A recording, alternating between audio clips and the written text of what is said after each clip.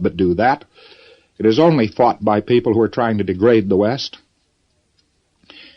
And in your general activities, when somebody asks you or speaks to you nicely about Scientology, why, of course, tell him or her. But the hostile person, the hostile press line, for instance, a newspaper writes an article on the subject of how bad Scientology is. Well, any Scientologist reading it should at once write the newspaper, why are you in favor of psychiatric death camps? Why are you criticizing Scientology? Why are you in favor of psychiatric death camps? And we will make some progress on this. Now, actually, what will happen really, is each time Scientology is attacked, we will build into the society, if all of you do this, we will build into the society an actual stimulus response mechanism.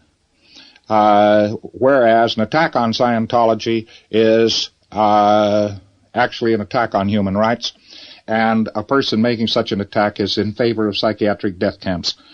And if this is the way you handle this, and handle it consistently, even though you get bored with it and want something else to shoot them with, this will produce a fantastic effect.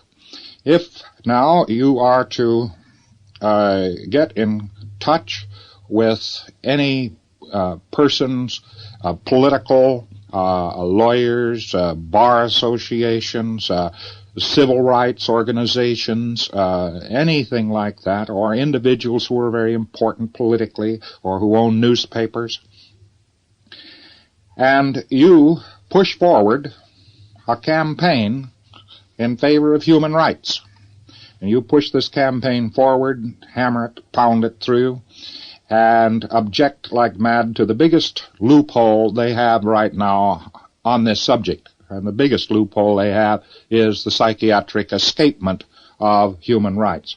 I don't think you realize it, but in most any country of the West at this particular time, any person can be picked up on just on the say-so of a psychiatrist or without any say-so at all, and at once thrown into one of these sanitariums, and he can be hurt, injured, obliterated, given amnesia, depersonalized, battered about, and in actual fact killed.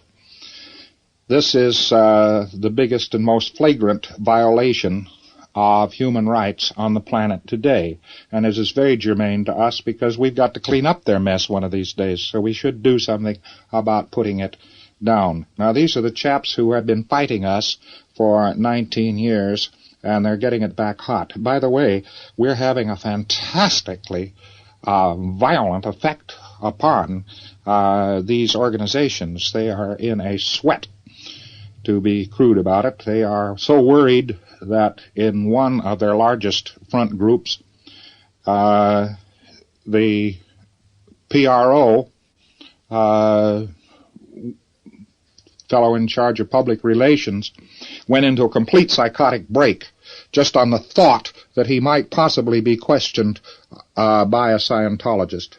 And he didn't even have to think that. He went in just on the subject of Scientology. They're just starting to go into complete psychotic breaks. It shows you that we're lying across a very hot line. And these are the two buttons which are repeated by other organizations, and these are the two buttons which our enemies cannot stand, and about which we can immediately and directly do something. And these are, of course, human rights and psychiatric death camps.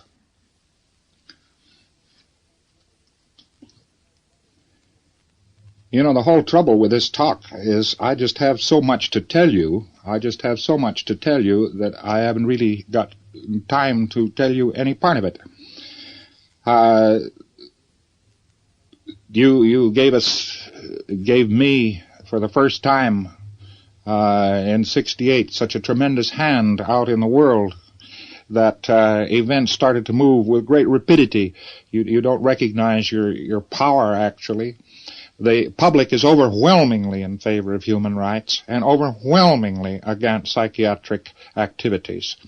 And you're fighting on the side of the majority. You're not the minority. And across the world, you're very strong and have made a fantastic and terrific impact. It's made governments do some very silly things to us. but also it has made them back down and back up with great terror in most cases. But there's so much good news. There's so much good news that one can hardly begin to list it. On the subject of government, we had a tremendous and resounding win over the FDA. You may remember when these characters from the FDA allegedly came smashing into the Washington organization, seized all of our e-meters, broke up confessionals, drawn guns, all that sort of thing. Turns out now that they weren't federal marshals. They were Baltimore longshoremen. Very interesting. Anyway, we won, and a court opinion on the matter was very favorable to us. It found we were a religion without any doubt at all, and found out that we were in the right. And this means that the Scientology in the United States has no current attack in progress of any kind whatsoever. Cross my fingers when I say that, but you can handle it when it occurs. Now, another big piece of news was 1968 will go down as the year the celebrities came into Scientology openly. We had many celebrities before, but nothing like 1968. And in the first month of 1969, they're still flooding in. Movie stars, the famous pop groups, great writers, wonderful people. And we were right there with top Class 8 auditing to give them. So that was nice timing. Let me read you here some of the great international names who joined Scientology and benefited from its processes. Clint Walker, movie actor. Stephen Boyd, movie actor. Al Massini, the TV actor. Kurt Steinberg, sculptor. Sammy Davis Jr., the singer. The People, the American pop group. Darius Brubeck, Dave Brubeck's son. Gloria Swanson, the film star. Ray Bradbury, the famous science fiction writer. William Burroughs, the famous author. Mama Cass of the Mama and Papa's famous singing group. Salvador Dali, the painter and sculptor. Countess Gisela von Thiel, the South African. Sir James and Lady Hort of New Zealand. Baron von Gildekroon, Denmark. Sir Chandos Hasnan Abrahal, the former UK diplomat. Lady Jane Hoskins Abrahal, doctor and wife of the former UK diplomat. Dean Regan, the actor. Tom Constantine of the Grateful Dead rock group. Dinah Christie, the actress. Jim McMullen, the star of Bonanza. The Beatles manager,